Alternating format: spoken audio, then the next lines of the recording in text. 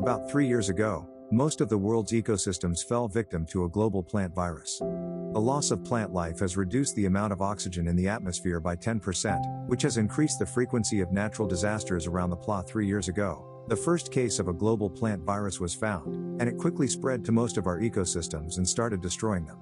Eating food that has been infected with the virus can cause severe autoimmune diseases, and the loss of plant life has cut the amount of oxygen in the air by 10%, which has made natural disasters happen more often all over the world. The best research labs in the world haven't been able to find a cure, and people are starting to think that the world is doomed. The only hope is Dr. Stephen's Project Gemini, which is based on 2 ancient alien artifacts found by paleontologists. The objects are thought to be at least 4 billion years old, which is before there was any kind of life on Earth. Stephen's team has made copies of the materials used to make the sphere and the engine, which are very strong. And because of this engine, they were able to make a ship that could fly, be manned, and find a good planet to terraform. The sphere is used to make life and things work. The team has finally finished decoding, thanks to dozens of commands. It's also proof that aliens brought life to Earth. A group of doctors and military pilots will travel to the solar system test, which is a few hundred light years away, to build Earth 20 with a sphere. Amy, who is Stephen's wife, doesn't want him to go on this mission. She still goes to the base on the day of launch to try to stop Stephen from leaving, but she is too late and has to watch as the ship leaves the planet. When the ship leaves the atmosphere, the alien sphere has a strange crack that suggests they may not be alone. Using the alien engine technology, the ship opens a warping portal that lets them jump across the universe. But as soon as they get to the other side, the systems tell them there was a mistake. They haven't made it to the tests yet, and we don't know where they are. Stephen says that this is because engineer Peter made a mistake when he put in the coordinates. So he's done with his job for now. Moments later, while Stephen is resting, he keeps thinking about Amy and the first time he turned on the sphere and saw a strange humanoid shape that disappeared quickly. After that, Stephen tells the team to try to set the jump trajectory to figure out where they are, but they can't because all their data is messed up, as if they moved between the 3rd and 4th dimensions. Peter leaves his bunker and takes one of the security cameras so that he can check out the sphere by himself. At that moment, the computer tells them that someone has opened the repair airlock and that something they don't know is coming. Everyone is shocked when they see Peter, who has been frozen, floating outside. Dr. David thinks Peter ended things because he couldn't live with his mistake, but Dr. Leona doesn't believe him because she's known Peter for 8 years and he wasn't that kind of person. Stephen yells at her for crying over the person who killed everyone and tells her to do Peter's job from now on. Later, David says that when his daughter died, he almost ended things too, but he thought he could be useful instead. Now that the mission is over, he feels useless again, but Stephen promises him that they'll find a solution. At that time, the ship comes across a planet made of volcanic rock. It doesn't have any oxygen, but the air outside isn't dangerous, so they only need breathing masks. Stephen thinks it's a great way to keep their plan going and is excited to land. But Captain Ryan stops him and says that they haven't really looked at the planet yet, so Stephen is putting the safety of the crew at risk. Stephen, on the other hand, doesn't care and tells everyone that he's in charge here. Officer Richard will stay on the mothership while the rest of the team goes down in a shuttle. As soon as the shuttle gets closer to the planet, they run into a very strong storm, so they have to turn on the braking thrusters to slow their fall. It will also use up all of their fuel and make it impossible for them to come back, but it's their only chance to stay alive. As the shuttle lands, the crew falls asleep, and Stephen has a dream. Back then, he gave Amy a bracelet made from a certain part of the old sphere as a way to link the 2 things that were most important to him. After a few minutes, the crew wakes up and gets right back to work. The shuttle hasn't been hurt too badly, but it's running out of fuel and they're stuck here. Stephen doesn't see a problem with this because they came to stay for 4 years, and even if they didn't land where they wanted, he's sure they can use one of the huge caves as a dome to launch the sphere. In the shuttle's hidden hallways, strange goo is falling off the walls of the mothership. Richard checks out the other rooms and finds this goo and the missing camera in the same place. As soon as everyone is ready, the crew takes the sphere to the closest cave and turns it on. Then they go back to the shuttle to start collecting data, but Riot comes and tells them that martial law has been declared in the station. To explain his choice, he shows the doctors some files that Richard sent him while they were working. It's a video of Peter inspecting the sphere while he records himself so he can't be blamed for anything. Later, when he opens the door to the engine, he sees something moving in the shadows. It jumps out and kills him before throwing him out of the ship.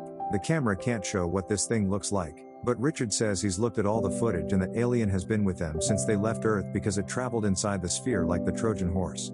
It probably caused the jump to fail, but it is no longer on the mothership. The shuttle has taken it to the planet. Richard can find it because the alien messes up the electromagnetic field, which is why the recording was messed up. David stops the conversation because he sees something strange going on with the system. The sphere is running a different program than the one they uploaded. Ryan stops Steven from going back to the sphere by reminding him that he won't let him lead anymore and accusing him of keeping secrets.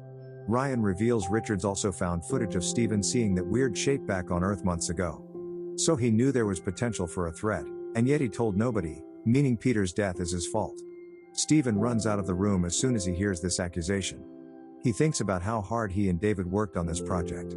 Steven wasn't sure if David should have come with them because he was still sad about his daughter's death, but David reassured him that he was fine and wanted to make the Earth a better place so that other kids wouldn't die like his daughter did. Soon after, Steven finds David and asks him to sneak out with him through the airlock to check on the sphere. David doesn't want to disobey Ryan, but Steven changes his mind by telling him about his daughter and the future of the planet. When they get to the cave, they see that someone changed the settings so that the sphere is making an alien life form faster than it made life on Earth. Steven starts working on the settings of the sphere right away, ignoring David's request to leave and talk to everyone else. David sees on their radar that the alien is getting closer, so he shoots Steven as a warning to get him to move. Steven pulls out his own weapon in response, but before things get worse, they see aliens coming into the cave. After Steven takes a piece of the sphere with him, he and the other man start running away. The creature's shadows and sounds let them know that it is getting closer. When they leave the cave, they can finally see it all. But before the creature can attack them, they manage to get back into the shuttle and shut the airlock. David criticizes Steven for putting their lives in danger, but Steven tells him that the sphere is more important and that he won't hesitate to shoot the next time. Then Ryan showed up to scold Steven, and when Steven said they'd have to use force to stop him, Ryan punched him. The computer suddenly sounds an alarm to let the crew know that the integrity of the module has been broken.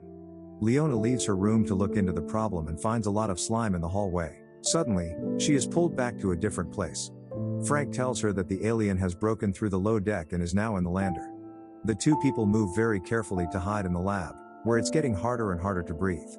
In a flash, the lights go out and a strange noise can be heard coming from behind the plant union. This means the alien is here, so Frank pushes Leona out of the room. As she runs down the hallway, she can hear Frank screaming as the alien kills him. Leona meets with the rest of the team in the control room and tells them what happened, prompting Ryan to scream at Steven for bringing the alien back with him. The creature got in through a hole it made in the hull. It also broke the ship's generator and cameras, so they can't talk to Richard and can't see what's going on in the rest of the ship. The only thing they can do is go to the backup generator in the back and reconnect everything. This is hard to do if they can't find the creature, so Steven offers to go because it's his fault. With his gun in hand, Steven carefully makes his way to the generator and brings the communication system back online. The team can track the alien now and warn Steven that it's near him. But when Steven tries to leave, he starts to hear those sounds. Ryan quickly comes up with a plan and uses a metal rope to pull him back into the control room. Then, everyone comes up with a plan to get the alien out of the ship. While Steven plays bait outside, Leona opens the airlocks and the lab door and runs to hide in another room.